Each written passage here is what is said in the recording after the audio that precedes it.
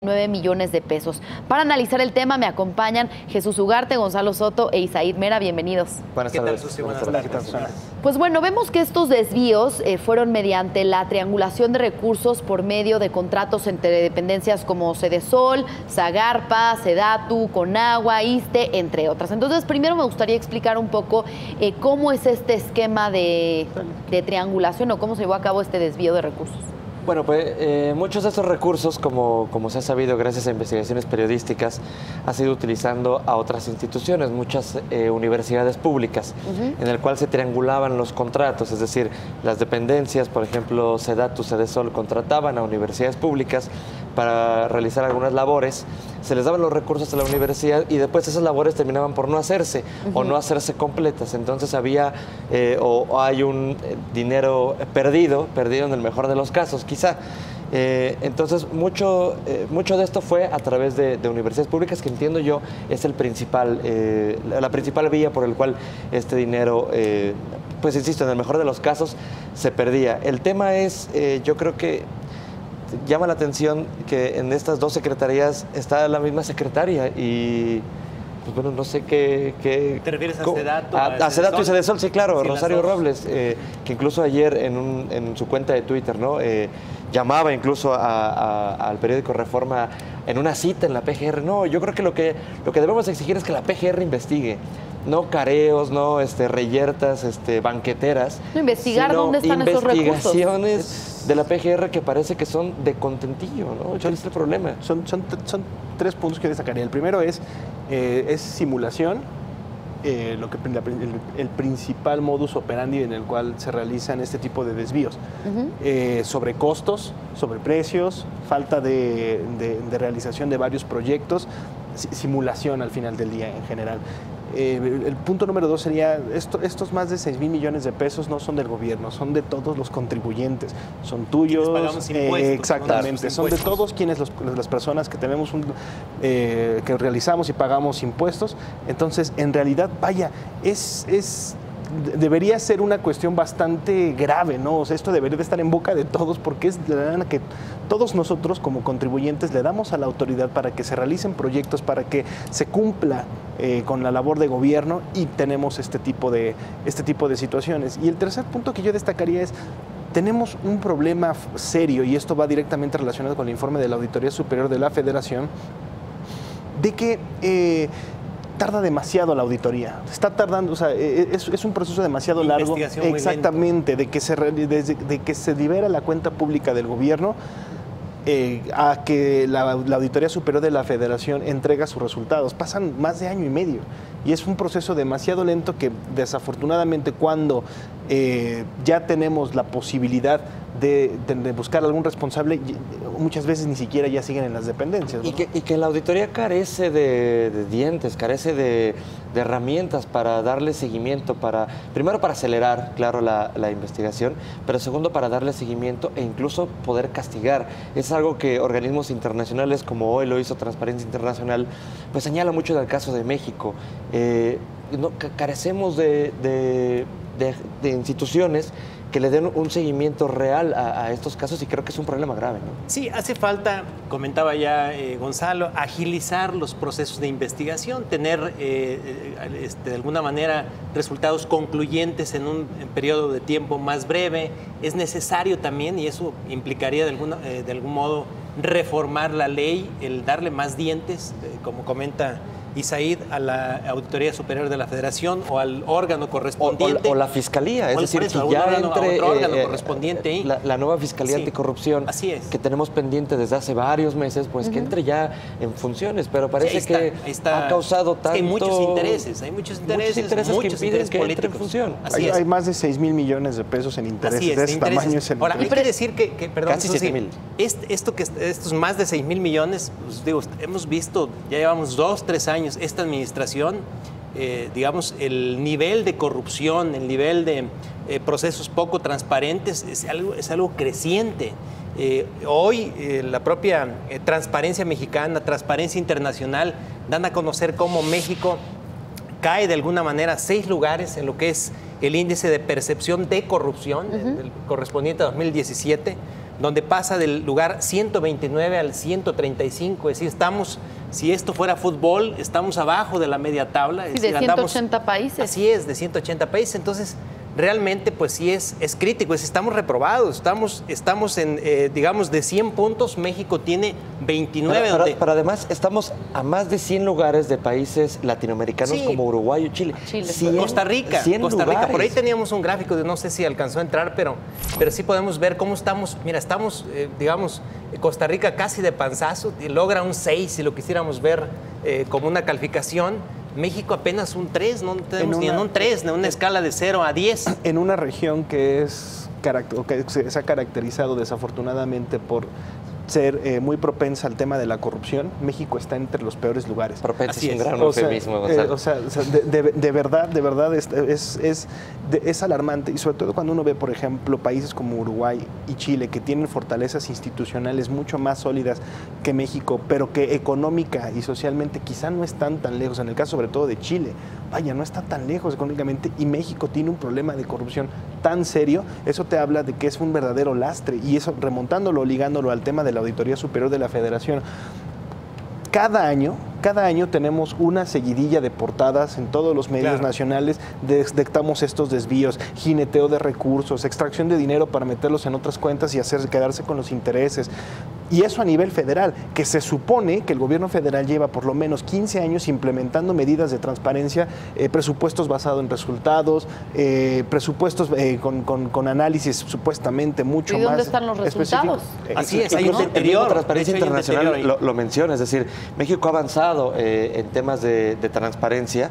De hecho, en el indicador de transparencia presupuestaria se ubicó como el mejor de América, pero los resultados, como dice Transparencia Internacional, pues ponen de manifiesto que no solamente la transparencia sin un combate a la corrupción, pues la verdad es que no va a dar los eso. A ver, resultados, en el papel México sí tiene un marco regulatorio de transparencia. La ley está ahí. Y es fantástica. Es fantástica. Exactamente. Exactamente. A ver, si uno agarra y se mete en este momento al portal Transparencia Presupuestaria, en este momento no, ya que acabe el programa y toda la programación del financiero, ¿verdad?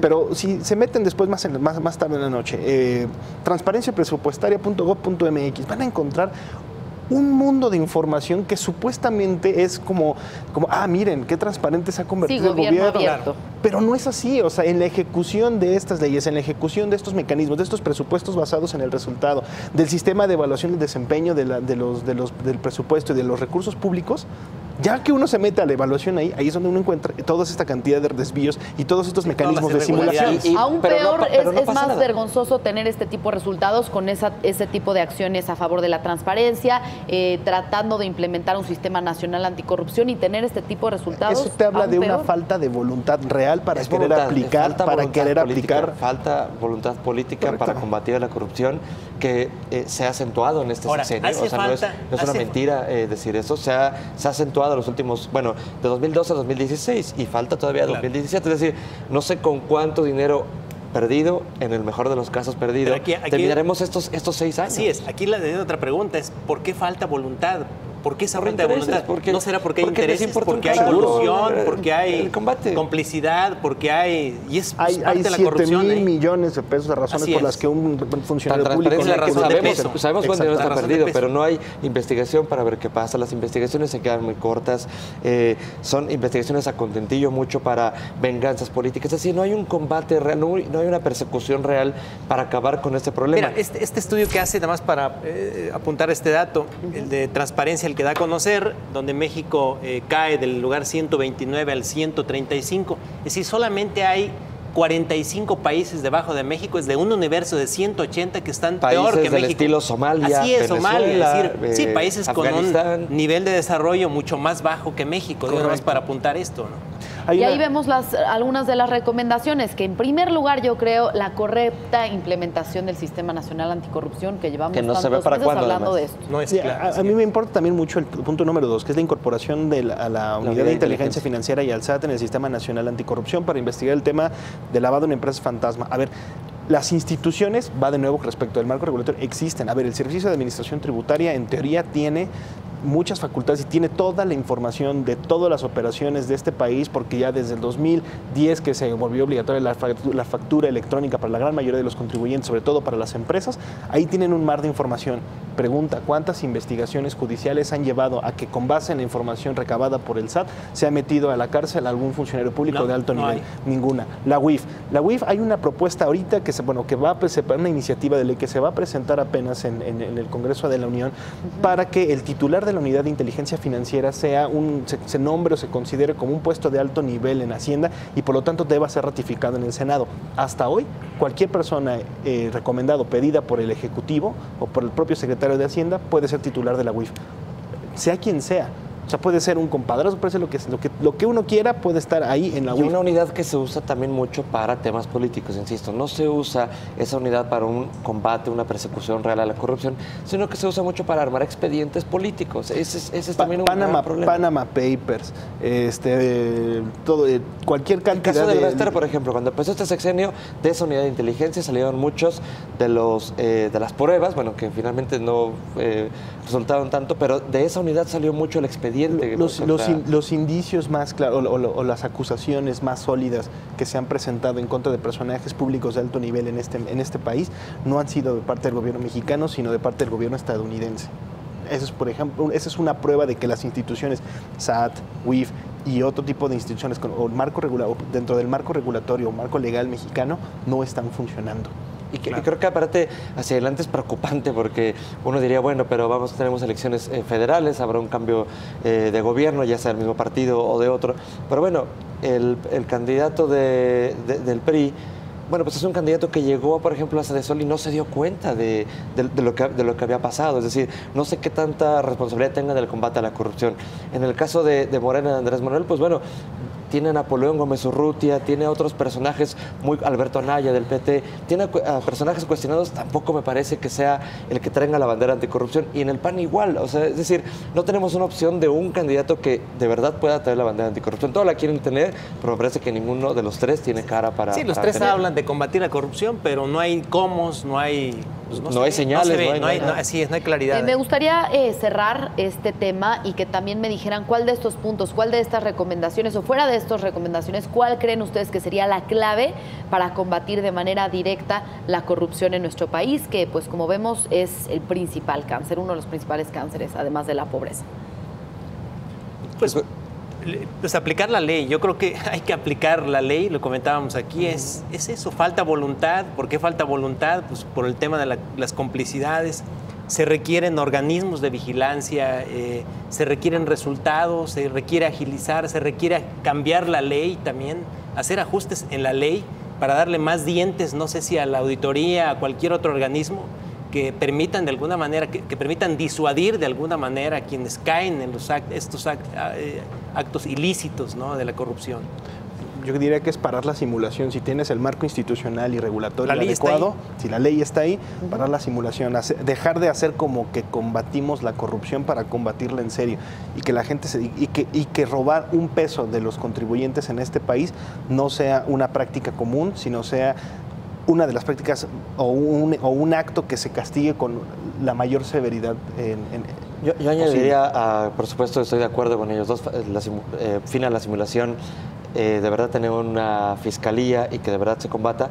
También el tema de los ciudadanos, se acordarán de la frase de Cárcens, hártense de la corrupción. Creo que hay mucha gente que ya está harta de la corrupción, pero también hay mucha otra que quizá la ve como algo cotidiano ya, o algo como, es que somos mexicanos, y es que así somos, y el que no transa no avanza. Es decir, también creo que de nuestro lado... El problema es que transamos y no avanzamos. Hay una parte que también hay que, desde el lado de la ciudadanía, también de verdad hartarse y exigir que termine eso. Claro. Es un tema que hay que atacar con urgencia y sin duda un pendiente más para la siguiente administración. Hay que estar muy atentos a los cómo de las propuestas de los candidatos a la presidencia, de la manera en la que piensan terminar o combatir la corrupción. Vamos a hacer una pausa y regresamos con más análisis a Mesa Central.